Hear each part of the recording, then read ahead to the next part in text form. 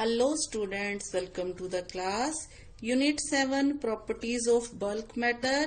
आज हम इसमें बहुत ही इम्पॉर्टेंट जो टॉपिक है वो डिस्कस करने जा रहे हैं, वो है बर्नौलीज थ्योरम और बर्नौलीज प्रिंसिपल। तो शुरू करते हैं बर्नौलीज प्रिंसिपल से। जी बेटा, सबसे पहले देखिए बर्नौलीज थ्योरम क्या कहती है। It states that the sum of pressure energy, kinetic energy and potential energy per unit mass is constant at all cross section in the streamline flow of an ideal liquid. मान लीजिए हमारे पास कोई ऐसी tube है या ऐसी pipe है जिसका area of cross section different है उसकी लेंथ के अक्रॉस, तो वहां पे किसी भी क्रॉस सेक्शन पे अगर हम ये सारी एनर्जीज का सम देखें तो वो क्या होगा, हमेशा कांस्टेंट होगा। जैसे मान लीजिए ये एक ट्यूब है, यहां से इसका एरिया ऑफ क्रॉस सेक्शन कम है, यहां से ज्यादा है, यहां से और कम है। तो उसका कहने का मतलब ये है कि जब इसमें से लिक्विड फ्लो करेगा तो सम ऑफ ऑल एनर्जीज यहां भी, यहां भी, यहां भी, सारी जगह पे क्या रहेगा, सेम रहेगा। तो देखते हैं कैसे। तो बेटा इसका प्रूफ देखने के लिए हमने इक्वेशन ऑफ कॉन्टिन्यूटी में जो डायग्राम यूज की थी, सेम वही डायग्राम यहीं पे हम यूज कर रहे हैं।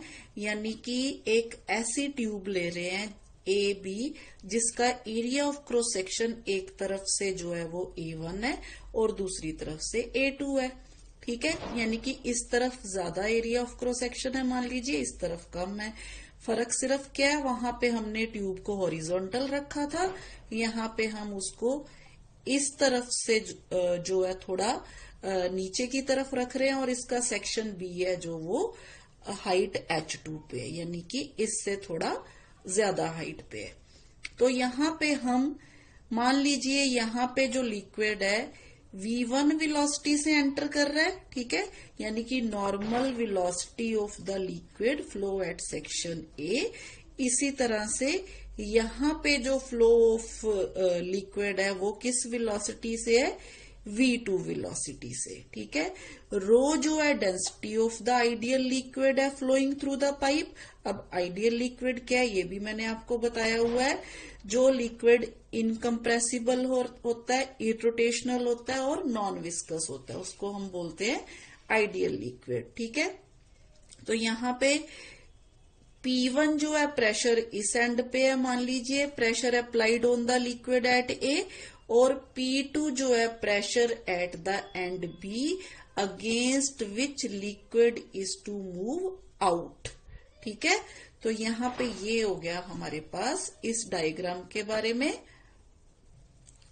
तो बेटा ये सभी हम मान के चलते हैं, A1 A2 area of cross section, ये सारी एब्रीवेशंस। इसके बाद बेटा हमें पता है कि जो लिक्विड है वो A से B की तरफ जा रहा है, तो इसका मतलब ये हुआ कि प्रेशर जो है A की तरफ ज्यादा होगा, यानी कि P1 ज्यादा होगा और P2 जो प्रेशर है वो कम होगा, तो P1 is greater than P2। ठीक है, तो अब बेटा हमें पता है इक्वेशन ऑफ कॉन्टिन्यूटी का अगर हम यूज करें तो mass of the liquid crossing per second through any section of the tube जो होता है वो mass of the liquid leaving के बराबर होता है। ठीक है, यानी कि यहां तक हम इक्वेशन ऑफ कॉन्टिन्यूटी यूज करेंगे, जिसमें हमने प्रूव किया था कि A1 V1 into rho is equal to A2 V2 into rho is equal to mass of the liquid. ये mass of the liquid at end A, ये mass of the liquid at end B. क्योंकि ये law of conservation follow करते हैं तो ये दोनों किसके बराबर होगा, यहाँ m के बराबर होगा। यहाँ पे हम लिख देते हैं यूजिंग इक्वेशन ऑफ कॉन्टिन्यूटी। अच्छा बेटा, अब हमें पता है कि A1 है जो एरिया ऑफ क्रॉस सेक्शन ज्यादा है A2 से। अब हमें ये भी पता है जिस तरफ एरिया ऑफ क्रॉस सेक्शन ज्यादा होता है उस तरफ वेलोसिटी कम होती है लिक्विड के फ्लो की, और जिस तरफ एरिया ऑफ क्रॉस सेक्शन कम होता है वेलोसिटी ज्यादा होती है। तो पहले तो हम इस इक्वेशन को इस वे से लिख दें, A1 V1 is equal to A2 V2 is equal to m by rho. ठीक है, अब m बाय रो का क्या मतलब है बेटा? m बाय रो देखिए यहाँ पे m बाय रो जो होती है वो क्या होती है? वॉल्यूम के बराबर होती है, क्योंकि रो जो होती है मास पर यूनिट वॉल्यूम होती है। तो यहां से हमारे पास ये किसके बराबर आ गया? वॉल्यूम के बराबर आ गया। हम लिख देते हैं इसको कि मान लीजिए ये v के बराबर है, और यहां ये भी लिख देते हैं कि क्योंकि A1 जो है वो A2 से ज्यादा है, इसीलिए बेटा जो वेलोसिटी होगी यहाँ पे V2 जो होगी वो V1 से ज्यादा होगी। ठीक है, तो बस बेटा यहां से अब हमने क्या करना है? अब हमने ये तीनों एनर्जीज जो है, प्रेशर एनर्जी, काइनेटिक एनर्जी और पोटेंशियल एनर्जी जो है वो फाइंड आउट करनी है। कहाँ कहाँ? सेक्शन ए पे और सेक्शन बी पे। ठीक है, अब हमने देखा यहां से कि जो सेक्शन ए है बेटा वो क्या है? उसकी हाइट जो है वो यहां से h1 है, तो इस केस में इसकी पोटेंशियल एनर्जी फाइंड आउट कर लेंगे। ठीक है, और इसी तरह से इस केस में इसकी पोटेंशियल एनर्जी फाइंड आउट करेंगे। तो तीनों एनर्जीज को हम बारी बारी लिखेंगे इस तरह से। तो बेटा हम पहले मोटा मोटा देख लेते हैं। यहाँ पे काइनेटिक एनर्जी सेक्शन ए पे कितनी होगी? काइनेटिक एनर्जी होगी सेक्शन ए पे हाफ mv1 स्क्वायर। इसी तरह से सेक्शन बी पे क्या होगी? Half mv2 square. ये आ गई काइनेटिक एनर्जी। अब पोटेंशियल एनर्जी की बात कर लेते हैं। इस सेक्शन पे कितनी होगी? mgh1, और इस सेक्शन पे कितनी होगी? mgh2। तो ये तो होगी kinetic energy and potential energy. अब बात करते हैं प्रेशर एनर्जी की। तो अगर आपने पिछला जो वीडियो है वो देखा है मेरा, इससे पहले वाला, उसमें मैंने आपको बोला था कि जो प्रेशर एनर्जी है वो क्या होती है? वर्क डन के बराबर होती है अगर हम पिस्टन को x डिस्टेंस से मूव करते हैं against the pressure of the liquid. तो प्रेशर एनर्जी जो है यहाँ पे इस केस में हमारे पास प्रेशर एनर्जी जो है P1 V1 के बराबर, और इस केस में जो प्रेशर एनर्जी है हमारे पास P2 V2 के बराबर आ जाएगी। P2 V2 के बराबर आ जाएगी। एक्चुअली यहाँ पे वॉल्यूम सेम है, तो यहाँ पे P1V और यहाँ पे P2V के बराबर आ जाएगी प्रेशर एनर्जी। ये निकालते कहाँ से? प्रेशर एनर्जी कैसे फाइंड आउट करते हैं ये दोबारा से आपको बता देती हूँ बेटा। प्रेशर एनर्जी फाइंड आउट करने के लिए हमें, क्योंकि वर्क फाइंड आउट करना है, तो वर्क फाइंड आउट करने के लिए हमें क्या करना पड़ेगा? Work is equal to force into distance के बराबर होता है। ठीक है, अब फोर्स किसके बराबर होती है? फोर्स होती है प्रेशर इनटू, यहाँ पे डिस्टेंस को हम ऐसे लिख लेते हैं, pressure into area of cross section. ठीक है, pressure into area into distance. तो यहां से बेटा एरिया इनटू डिस्टेंस जो है वो किसके बराबर आ गया? वो आ गया वॉल्यूम के बराबर। तो वर्क डन किसके बराबर आ गया? वर्क डन जो होता है वो होता है प्रेशर इनटू वॉल्यूम, यानी कि पीवी के बराबर। ठीक है, अब यहाँ पे हमारे पास क्योंकि सेक्शन ए पे जो प्रेशर है वो P1 है और सेक्शन बी पे जो प्रेशर P2 है, तो हमने यहाँ पे प्रेशर एनर्जी जो है वो P1V ले ली और यहाँ पे P2V ले ली। ठीक है, ये क्लियर हो गया। बस अब हमने कुछ नहीं करना, अब हमने क्या करना है? Change in kinetic energy of the fluid, change in potential energy of the fluid और नेट वर्क डन निकालना है। वो कैसे निकालना है वो देखते हैं। तो बेटा सबसे पहले increase in potential energy per second of the liquid from A to B. अब पोटेंशियल एनर्जी कितनी इंक्रीज हो रही है देखिए जरा, इस तरफ पोटेंशियल एनर्जी है जो एंड बी पे वो है mgh2 और एंड ए पे है mgh1। तो इंक्रीज इन पोटेंशियल एनर्जी किसके बराबर होगी यहाँ पे, mgh2 माइनस mgh1, सिंपल। तो इसी तरह से नेक्स्ट हम देखेंगे what is increase in kinetic energy. तो यहाँ पे increase in kinetic energy per second,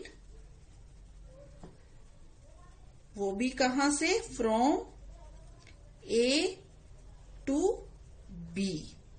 तो यहाँ पे इंक्रीज इन काइनेटिक एनर्जी भी देख लीजिए बेटा। अब काइनेटिक एनर्जी किस तरफ ज्यादा है, हमने कहा था कि v2 वेलोसिटी ज्यादा है v1 वेलोसिटी से, इसका मतलब काइनेटिक एनर्जी इस तरफ ज्यादा हो गई, इस तरफ काइनेटिक एनर्जी कम हो गई। तो काइनेटिक एनर्जी का फिर इंक्रीज क्या हुआ बेटा, यहाँ पे आ गया हमारे पास 1/2 mv2 square minus 1/2 mv1 square, simple. ठीक है, अब इसी तरह से हम वर्क डन जो है वो नेट वर्क डन निकाल लेंगे।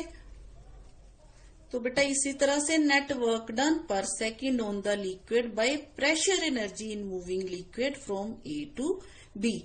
अब प्रेशर एनर्जी कहां से हमने निकालनी है, यहां से हमारे पास वर्क डन ये रहा, P1 into we, P2 into we. अब जो प्रेशर किस तरफ ज्यादा था, प्रेशर इस तरफ ज्यादा था ए सेक्शन पे, तो इसका मतलब यहाँ पे प्रेशर एनर्जी ज्यादा होगी क्योंकि वॉल्यूम सेम है।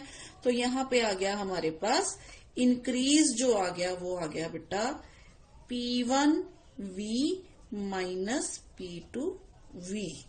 ठीक है, तो नेक्स्ट बेटा according to work energy principle, जो work done per second on liquid by pressure energy है वही वर्क डन कन्वर्ट होगा to increase kinetic energy per second और to increase potential energy per second. यानी कि work done on the liquid by pressure energy is equal to increase in kinetic energy per second plus increase in potential energy per second. तो बस अब हमारे पास ये सारी values हैं जो हम यहाँ पे पुट कर देते हैं। सबसे पहले work done on the liquid by pressure हमने निकाला P1V माइनस P2V। तो इंक्रीज इन काइनेटिक एनर्जी हमने निकाली half mv2 square minus half mv1 square. इसी तरह से plus increase in potential energy वो हमने निकाली mgh2 माइनस mgh1। ठीक है, अब नेक्स्ट इक्वेशन में हमने क्या करना है, इसको रीअरेंज कर लेना है। किस तरह से, P1 इंटू वी प्लस ये जो इक्वेशन है इधर ले आएंगे, ये भी इक्वेशन इधर ले आएंगे, तो हमारे पास आ गया mgh1 plus half mv1 square, v1 square यहाँ पे 1 स्क्वायर। ठीक है, इज इक्वल टू, इसको उस तरफ ले जाएंगे, P2V plus mgh2 plus half mv2 square. तो बेटा अब दोनों तरफ हम m से डिवाइड कर देंगे। ठीक है, दोनों तरफ क्या करेंगे, m से डिवाइड करेंगे। तो यहाँ पे हमारे पास आ गई equation P1V by m plus gh1 plus half v1 square is equal to P2V by m plus gh2 plus half v2 square. ठीक है, अब यहाँ पे देखिए ये किसके बराबर है, अगेन v बाय m यानी कि 1/ρ। तो यहां से आ गई हमारे पास इक्वेशन P1 बाय रो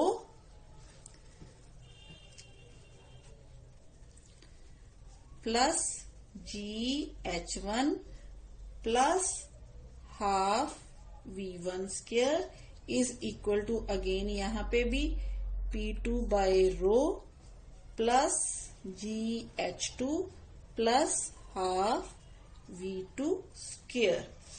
तो यहां से हमें पता चल गया कि अगर ये इसके बराबर है तो इसका मतलब P by rho plus GH plus half V square क्या होना चाहिए, अ कांस्टेंट।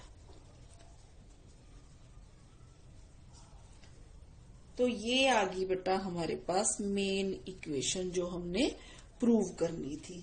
यहाँ पे बेटा जो P बाय रो है इसको हम प्रेशर एनर्जी पर यूनिट मास कह देते हैं, GH potential energy per unit मास कह देते हैं, और जो ये वाली इक्वेशन है इसको हम काइनेटिक एनर्जी पर यूनिट मास कह देते हैं। ठीक है, तो यहां से हमारे पास आ गई इक्वेशन कि pressure energy per unit mass जो हमने प्रूव करना था, pressure energy per unit mass is equal to potential energy per unit मास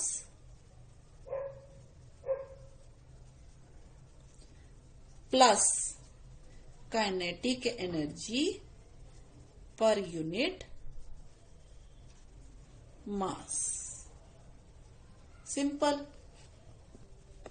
यहां पे प्लस, ठीक है, क्योंकि pressure energy per unit mass plus potential energy per unit mass plus kinetic energy per unit mass, ये सारी जो वैल्यूज हैं a constant.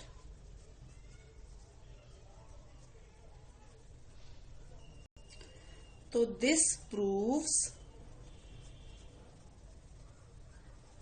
क्या प्रूव करता है ये, बर्नौलीज थ्योरम।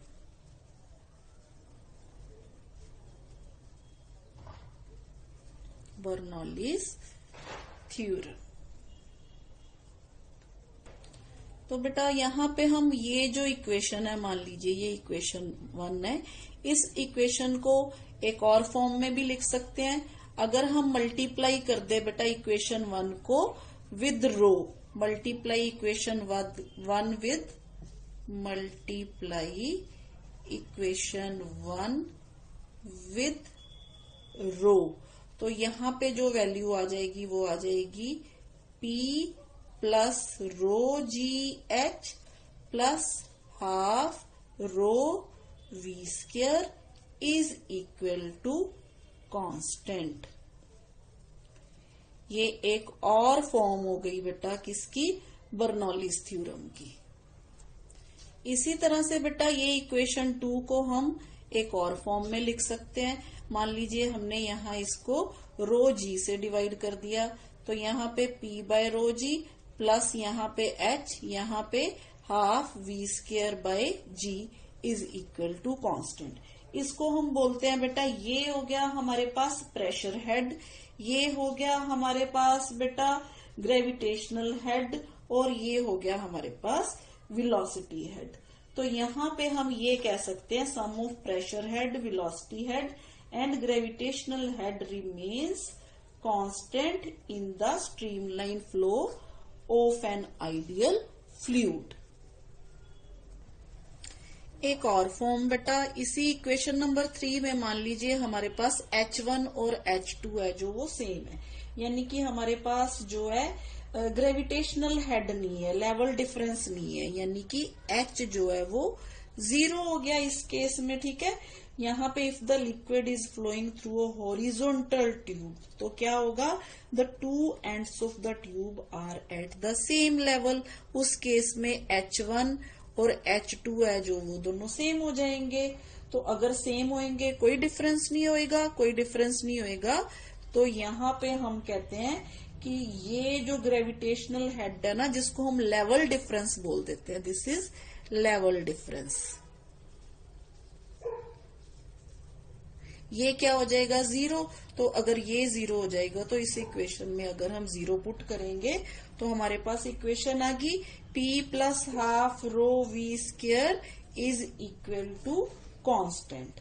तो ये हम किसी भी इक्वेशन में जो है वो पुट करके देख सकते हैं। रो वी स्क्वायर वाली इक्वेशन कौन सी थी? P प्लस रो जी एच प्लस जो हाफ रो वी स्क्वायर, वो भी लिख देते हैं, यानी कि ये वाली इक्वेशन से, चाहे ये वाली इक्वेशन से अगर यहाँ पे भी लिख देंगे सेम बात है। यहाँ पे h अगर 0 हो गया तो ये सारी टर्म 0 होगी। तो यहां से हमारे पास आ गया P plus 0 plus half rho v square is equal to constant. तो इस इक्वेशन से क्या पता चलता है बेटा? क्योंकि pressure plus half rho v square is equal to constant है। V means velocity, P means pressure, rho जो है वो कांस्टेंट है, हमें पता है।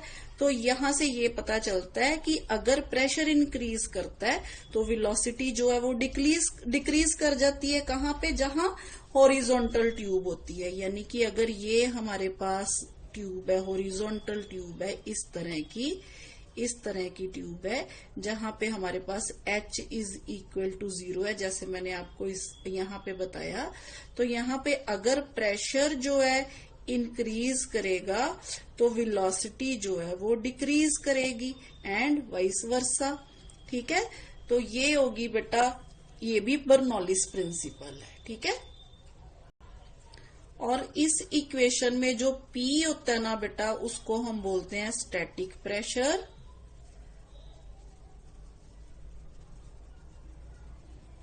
और half rho v square is dynamic pressure.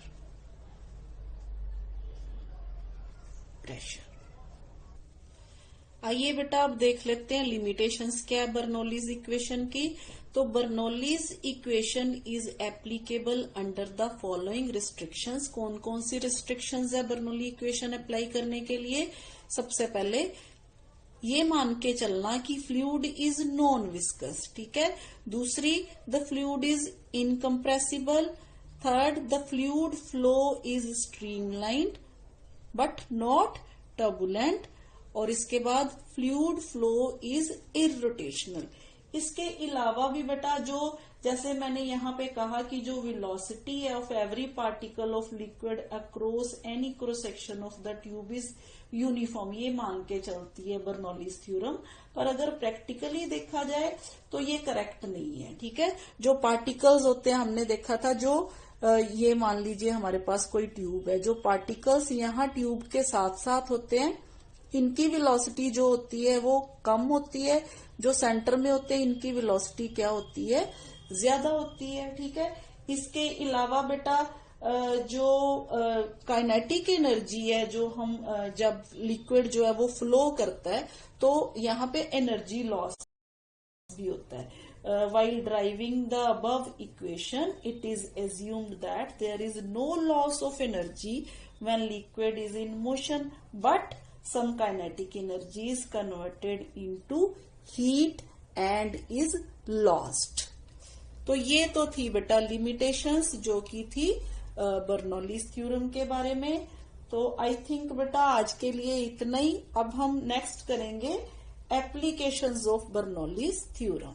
Thank you बेटा।